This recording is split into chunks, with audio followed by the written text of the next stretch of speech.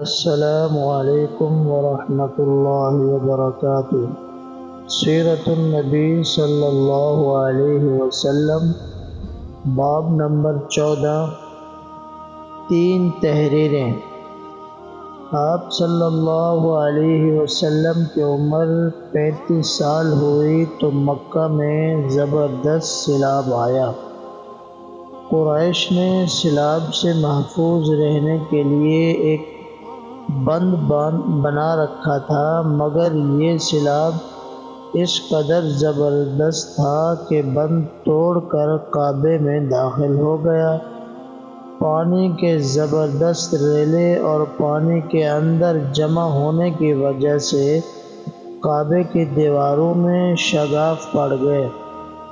اس سے پہلے ایک مرتبہ یہ دیواریں آگ لگ جانے کی وجہ سے کمزور ہو چکی تھیں، اور یہ واقعہ اس طرح ہوا تھا کہ ایک مرتبہ کوئی عورت کعبے کو دھونی دے رہی تھی کہ اس آگ میں سے ایک چنگاری اڑ کر کعبہ کے پردوں تک پہنچ گئی۔ اس پردوں کو آگ لگ گئی اور دیواریں تک جل گئیں۔ اس طرح دیواریں بہت کمزور ہو گئی تھیں۔ یہی وجہ تھی کہ سیلاب نے ان کو کمزور دیواروں میں شگاف کر دیے۔ سیدنا ابراہیم علیہ السلام نے کعبے کی جو دیواریں اٹھائی تھیں وہ 9 گز اونچی تھیں۔ ان پر چھت نہیں تھی۔ لوگ کعبے کے لیے نذرانے وغیرہ لاتے تھے۔ یہ نذرانے کپڑے اور خوشبوئیں وغیرہ ہوتی تھی۔ کعبے کے اندر جو کنواں تھا یہ سب نذرانے اس کنویں میں ڈال دیے جاتے تھے۔ کنواں اندرونی حصے میں دائیں طرف تھا۔ اس کو کعبے کا خزانہ کہا جاتا تھا۔ کعبے کے خزانے کو ایک مرتبہ ایک چور نے چرانے کی کوشش کی۔ چور کنویں ہی میں مر گیا۔ اس کے بعد اللہ تعالیٰ نے اس کی حفاظت کے لیے ایک سانپ کو مقرر کر دیا۔ یہ سانپ کنویں کی منڈیر پر بیٹھا رہتا تھا، کسی کو خزانے کے نزدیک نہیں آنے دیتا تھا۔ قریش بھی اس سے خوف زدہ رہتے تھے۔ اب جب کہ کعبے کی دیواروں میں شگاف پڑ گئے اور نئے سرے سے اس کی تعمیر کا مسئلہ پیش آیا تو اللہ تعالیٰ نے ایک پرندے کو بھیجا، وہ اس سانپ کو اٹھا لے گیا۔ یہ دیکھ کر قریش کے لوگ بہت خوش ہوئے۔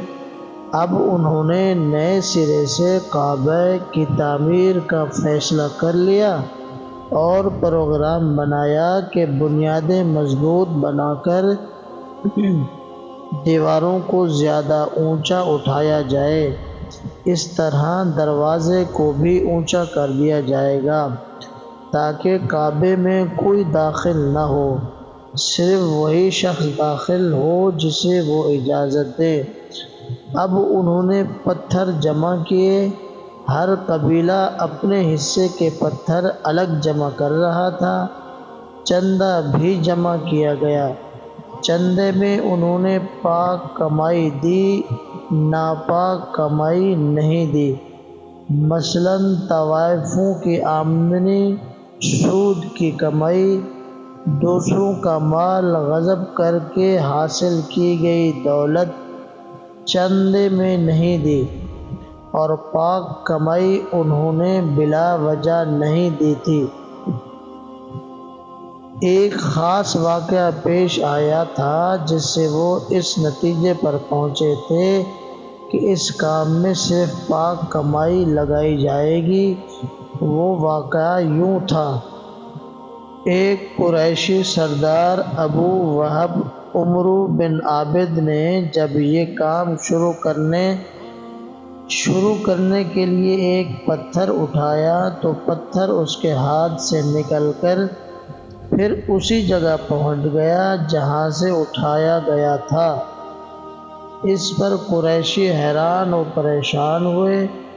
آخر خود وہب کھڑا ہوا اور بولا، اے گروہ قریش، کعبہ کی بنیادوں میں سوائے پاک مال کے کوئی دوسرا مال شامل مت کرنا۔ بیت اللہ کی تعمیر میں کسی بدکار عورت کی کمائی، سود کی کمائی یا زبردستی حاصل کی گئی دولت ہرگز شامل نہ کرنا۔ یہ وہب نبی کریم صلی اللہ علیہ وسلم کے والد حضرت عبداللہ کا ماموں تھا اور اپنی قوم میں ایک شریف آدمی تھا۔ جب قریش کے لوگ خانہ کعبہ کی تعمیر کے لیے پتھر ڈھونڈ رہے تھے تو ان کے ساتھ نبی کریم صلی اللہ علیہ وسلم بھی پتھر ڈھونڈنے میں شریک تھے۔ آپ پتھر اپنی گردن پر رکھ کر لا رہے تھے۔ تعمیر شروع کرنے سے پہلے قریش کے لوگوں نے خوف محسوس کیا کہ دیواریں گرانے سے کہیں ان پر کوئی مصیبت نہ نازل ہو جائے۔ آخر ایک سردار ولید بن مغیرہ نے کہا، کعبہ کی دیواریں گرانے سے تمہارا ارادہ اصلاح اور مرمت کا ہے یا اس کو خراب کرنے کا؟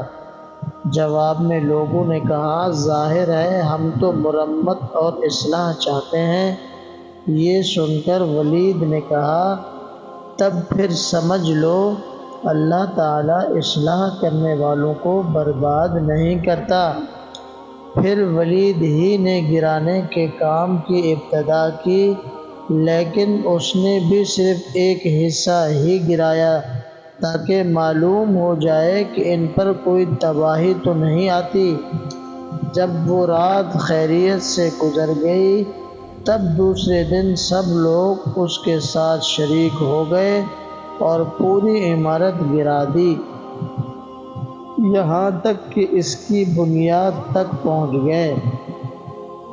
یہ بنیاد حضرت ابراہیم علیہ السلام کے ہاتھ کی رکھی ہوئی تھی۔ حضرت ابراہیم علیہ السلام نے بنیادوں میں سبز رنگ کے پتھر رکھے تھے۔ یہ پتھر اونٹ کے کوہان کی طرح کے تھے اور ایک دوسرے سے جڑے ہوئے تھے۔ ان لوگوں کے لیے ان کو توڑنا بہت مشکل کام ثابت ہوا۔ دائیں کونے کے نیچے سے قریش کو ایک تحریر ملی۔ وہ تحریر سریانی زبان میں لکھی ہوئی تھی۔ انہیں سریانی زبان نہیں آتی تھی۔ آخر ایک یہودی کو تلاش کر کے لایا گیا۔ اس نے وہ تحریر پڑھ کر انہیں سنائی۔ تحریر یہ تھی، میں اللہ ہوں، مکہ کا مالک، جس کو میں نے اس دن پیدا کیا جس دن میں نے آسمانوں اور زمین کو پیدا کیا، جس دن میں نے سورج اور چاند بنائے۔ میں نے اس کو یعنی مکہ کو 7 فرشتوں کے ذریعے گھر دیا ہے، 7 فرشتوں کے ذریعے گھیر دیا ہے۔ اس کی عظمت اس وقت تک ختم نہیں ہوگی جب تک کہ اس کے دونوں طرف پہاڑ موجود ہیں۔ ان پہاڑوں سے مراد ایک تو ابو قیس پہاڑ ہے جو کہ صفا پہاڑی کے سامنے ہے، اور دوسرا کہکعان پہاڑ ہے جو مکہ کے قریب ہے اور جس کا رخ ابو قیس پہاڑ کی طرف ہے، اور یہ شہر اپنے باشندوں کے لیے پانی اور دودھ کے لحاظ سے بہت بابرکت اور نفع والا ہے۔ یہ پہلی تحریر تھی۔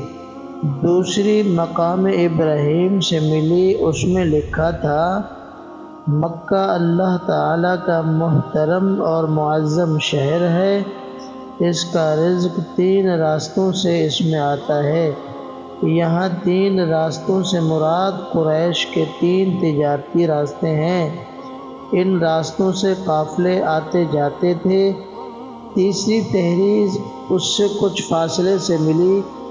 اس میں لکھا تھا جو بھلائی بوئے گا لوگ اس پر رشک کریں گے، یعنی اس جیسا بننے کی کوشش کریں گے، اور جو شخص رسوائی بوئے گا وہ رسوائی اور ندامت پائے گا۔ تم برائیاں کر کے بھلائی کی آس لگاتے ہو، ہاں یہ ایسا ہی ہے جیسے کیکر یعنی کانٹے دار درخت میں کوئی انگور تلاش کرے۔ یہ تحریر کعبہ کے اندر پتھر پر کھدائی ہوئی ملی۔ کعبہ کی تعمیر کے سلسلے میں قریش کو پتھروں کے علاوہ لکڑی کی بھی ضرورت تھی۔ چھت اور دیواروں میں لکڑی کی ضرورت تھی۔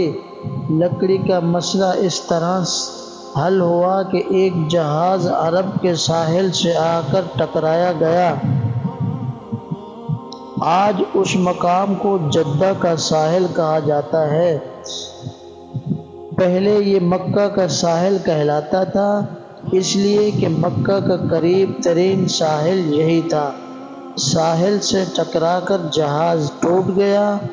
وہ جہاز کسی رومی تاجر کا تھا۔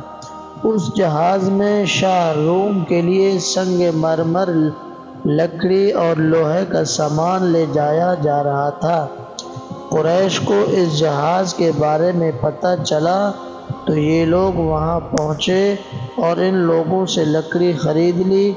اس طرح چھت کی تعمیر میں اس لکڑی کو استعمال کیا گیا۔ آخر خانہ کعبہ کی تعمیر کا کام حجر اسود تک پہنچ گیا۔ اب یہاں ایک نیا مسئلہ پیدا ہو گیا۔ سوال یہ پیدا ہوا کہ حجر اسود کون اٹھا کر اس کی جگہ پر رکھے گا؟ ہر قبیلہ یہ فضیلت خود حاصل کرنا چاہتا تھا۔ یہ جھگڑا اس حد تک بڑھا کہ مرنے مارنے تک نوبت آ گئی۔ لوگ ایک دوسرے کو قتل کرنے پر تل گئے۔ قبیلہ عبد الدار نے تو قبیلہ عدی کے ساتھ مل کر ایک برتن میں خون بھرا اور اس میں اپنے ہاتھ ڈبو کر کہا حجر اسود ہم رکھیں گے۔ اس طرح دوسرے قبیلے بھی اڑ گئے، تلواریں نیاموں سے نکل آئیں۔